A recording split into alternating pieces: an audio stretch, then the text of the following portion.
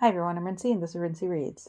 Today I'm going to be doing a casual chatty video just talking about my rules and my why behind doing a no-buy year this year. I talked about this a little bit in my 2022 reading goals video, and a bunch of people in the comments said that they were interested in hearing me talk about it more, so I figured I would try to do sort of like the reasoning behind me doing a no-buy this year, because I think it's a little bit of a different perspective than you see in a lot of no-buy videos. And then I'm going to talk about sort of like my rules and my even like exceptions a little bit to my rules. So for me, my number one reason why I want to do a no-buy is because I'm trying to save money. I have potential large expenses coming up in the next year or so, and I want to start saving now for those potential circumstances. In my head, I'm like, the sooner I start saving, the better. But my goal for this year specifically is to save $10,000, and that's kind of a lofty goal. Now, I do have to preface all of this by saying, like, I am sitting in a very comfortable, privileged position. I have a good paying job. I live with my mom, so my expenses are lower than they would be if I was living on my own or even just like with roommates or anything like that. I don't have debt really. I do have a car payment, but in my head, I'm like, it's fine because it's 0% interest, whatever. I'm not going to get into a conversation about debt and whether it's good or bad, et cetera, et cetera. But like, I'm in a very good place financially. And so I recognize like my position right now is in a place of extreme financial privilege. And so I sometimes feel a little bit uncomfortable talking about like the real like hard numbers on my channel or talking about it in a public sense, because I recognize that like I have so much privilege in my position right now. And so the fact that I want to save like $10,000 is like unfathomable to some people because of your life and your circumstances and things like that. So I do recognize that completely. And if you've been watching me for a while, you know that I've like talked about money a little bit in the past before. In 2016, I did a video talking about me getting control of my budget and becoming debt free and things like that. And so I'll link that up in the cards. But like the main sort of motivation behind that was me talking about like sort of figuring out your why behind why you want to budget, why you want to get your finances under control and things like that. I kind of think you have to do a similar thing if you're going to do something like a no-buy year. If someone were to look at my budget right now, I feel like most people would be like, no, your spending's totally fine. Like you're not out of control spending, you're not spending beyond your means. Even like if you do a percentage breakdown, which I do, my like wants are a relatively small percentage of my overall spending and things like that. Like I invest in retirement accounts, all that stuff. Like I'm doing the right things. And so like doing a no-buy year seems not necessary, but I do think that beyond like wanting to save a relatively large amount of money in a relatively small amount of time is one motivating factor. But the other one is because I do think that this could be a potential opportunity to sort of like reset my mindset a little bit. When I was getting out of consumer debt and things like that, I got really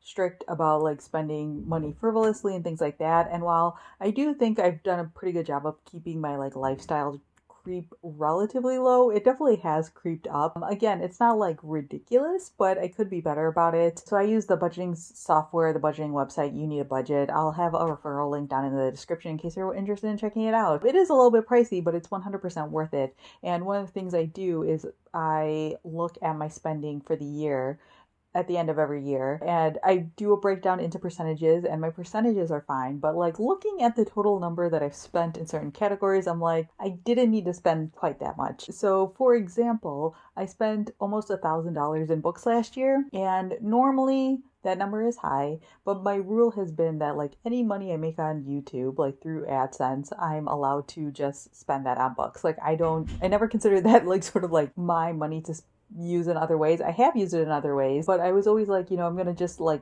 sort of reinvest it almost into my channel. But now that I have such a large saving goal, I'm like, $1,000 in a year, that's pretty significant. Another thing was that like in my clothes category, I spent around like $1,800, which again, percentage wise is not crazy, but it's still $1,800. And like knowing that I have this other thing I'm going to try to save for, I, want to try to rein that in as much as possible. I do recognize like I might need to buy some clothes over the course of the year. Like last year I had to buy a new pair of shoes because my other ones had holes in them. Like I do a relatively good job of like not frivolously spending, but I do think there were items I bought last year that I didn't need to buy at all. I probably could have gotten that $1,800 closer to $1,000 or under $1,000 last year. And I think that in this year with doing a no buy, I could keep that even lower. You know what I mean? I also bought like a decent amount in like makeup and stuff like that. And as a person who wears makeup a handful of times a month, that's not a good use of my money. So it's just like things like that where it's like overall I'm not doing terrible. But for me personally, like I have big goals of things I want to do in the future, and I want to really question every purchase that I'm making. I think that's sort of the purpose behind this no buy year for me, is like I want to create almost a stopgap, an additional stopgap in between me seeing something that's like shiny and cute and whatever, new to me and all that stuff, and actually purchasing it and having this conversation in my own head or potentially with someone else about whether or not I actually need that thing. Because I think it is easy to justify a lot of this stuff, especially for me, because I do have like a discretionary income. And I think especially for me as someone who like has relatively low expenses, I can spend money on all this stuff, but like, should I be spending money on all this stuff? That's, up for debate. And that's sort of like a separate conversation about like what you value and things like that. And right now what I'm valuing is saving up my money. And so I'm going to do a no buy year. So my basic rule for my no buy year is I'm going to try to do rebuys only. So basically if I run out of something, I'm allowed to buy a replacement of it, but nothing new. Like a lot of times this comes into play when I'm like shopping on Sephora, because I like buy like my skincare stuff on Sephora, and I've done a pretty good job of like not having extras of those things. But like when I'm on there, I might like throw in an extra like lip balm or something like that, and it's like, do I need to buy those things? No, I do not. So I'm gonna try for rebuys only this year. I'm gonna try really, really hard to really question whether or not I need to buy any clothes this year, because honestly, I don't think I do. It's possible that something will come up, but I want to, again, just put in a stopgap of like really questioning whether or not I need the thing and figuring out like other possibilities. So like an example of that is like I'm going to a wedding most likely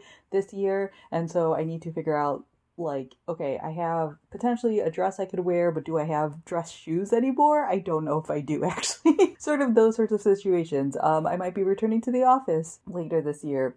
And so, like, do I have, like, office attire still in my closet? I'm pretty sure I do, but, like, I need to, like, sort of assess those things. So there are circumstances that could come up where I might need to purchase something, but I really, really, really, really need to, like, assess whether or not I actually do need to buy it or if I'm good with what I have for now. The two sort of exceptions I'm making for myself that I still want to assess properly, but I'm not gonna like overly barrage myself about it, is household items and vacation. Household items, I mean like sort of if I'm buying something for the general house that I live in, because like I do give my mom money for like rent or whatever, but like it's pretty low. And so my sort of compromise, because she refuses to take more money from me, is like I'll buy random things for the house. So like last year I bought a bookshelf. I want to buy like string lights to hang outside on our like patio and gazebo, because I bought new patio furniture and a gazebo last year, and I want a set of string lights so that way there's light out there at night. Things kind of like along those lines are what I'm thinking. I don't tend to overbuy in those areas. Like I don't really buy home decor items or anything like that, so I'm not like worried about my spending sort of transferring over to that area. But I do want to stay mindful obviously still and make sure that it doesn't switch. So it's like, because I can't buy clothes, I'm not buying pillows or something like that. And then in terms of vacations, I really enjoy shopping locally, and I especially enjoy doing that when I'm on vacation. So I'll find especially local independent bookstores, but even just like clothing stores and things like that, sort of like the smaller spaces that you see in cities and things like that. Like I don't have any travel plans for this year, so I don't know exactly what that's going to look like.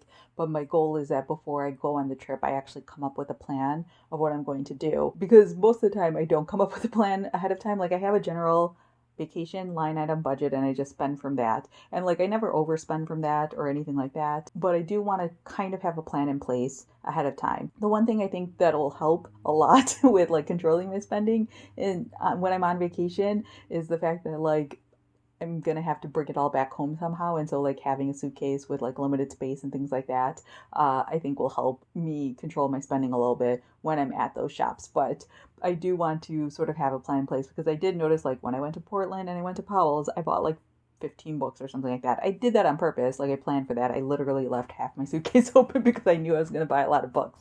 But that, when I went to Nashville last year as well, we found this really cute clothing store and I bought a lot of stuff there. And I was really like pushing it in terms of like space in my suitcase and things like that. So I think if I come up with a plan ahead of time, that'll make things easier for me and like I'll have a better idea when I know a trip is happening and things like that. So yeah, that's my like quick little video talking about my no buy year. I do want to do like updates on my channel. I'm not sure if I'm going to do them every month or every quarter. I haven't decided yet. It kind of just depends on how things are going. I feel like every quarter would be best because I think like that's about when I'll have updates, but I'll assess that as it comes up. So yeah, that's everything I have for this video. Let me know down in the comments below if you're doing a no buy year or if you've done one in the past, sort of what your why was behind your no buy year. Or if you have any questions, feel free to leave that down in the comment section as well. So yeah, that's all I have for now, and thanks for watching.